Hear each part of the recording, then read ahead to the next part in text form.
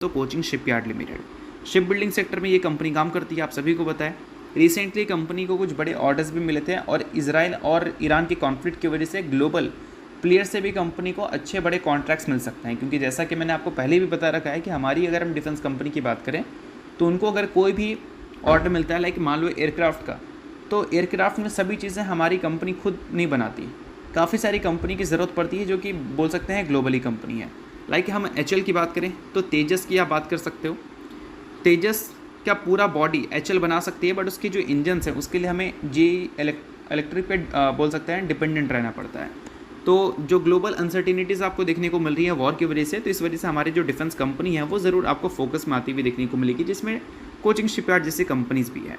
और दोस्तों अभी हाल ही में क्या हुआ है कि एमके इन्वेस्टमेंट मैनेजर की तरफ से एमके इन्वेस्टमेंट मैनेजर के जो डायरेक्टर एंड सीआईओ हैं उनकी तरफ से कुछ स्टेटमेंट्स हमें देखने को मिला है, जिसमें बताया गया है कि Cochin shipyard, Mazagon dock, Bharat electronic जैसी कंपनीज़ का जो करंट वैल्यूएशन है वो क्वाइट एक्सपेंसिव है, ऐसा हम बोल सकते हैं। क्योंकि कोविड के पीरियड के टाइम की बात करें तो इनका जो प्राइस टू अर्निंग मल्टीपल्स था वो सिंगल डिजिट में देखने को मिल रहा था, बट अभी डबल डिजिट के आसपास हमें देखने को मिल रही है।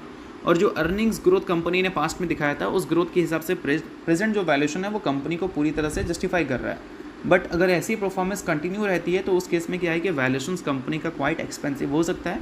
और इस चीज़ को थोड़ा सा ध्यान में रखना अगर आप कोचिंग शिपयार्ड के शेयर होल्डर हैं या फिर मैज़गॉन या फिर भारत इलेक्ट्रॉनिक्स के शेयर होल्डर हैं, तो वैल्यूएशन एनालिसिस करना काफ़ी ज़्यादा इंपॉर्टेंट होता है। अगर आपको वैल्यूएशन एनालिसिस के कंप्लीट वीडियो चाहिए तो उसके लिए मुझे आप कमेंट कर सकते हैं।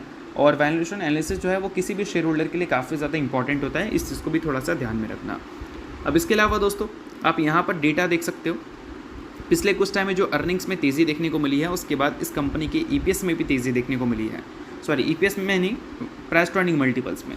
इस केस में क्या है कि ईपीएस और प्राइस टू अर्निंग मल्टीपल जो है वो लगभग एक रेंज के आसपास आ चुका है और इसी चीज़ को काफ़ी सारे एनालिस्ट हाईलाइट करते हुए नज़र आ रहे हैं। तो इसी चीज़ को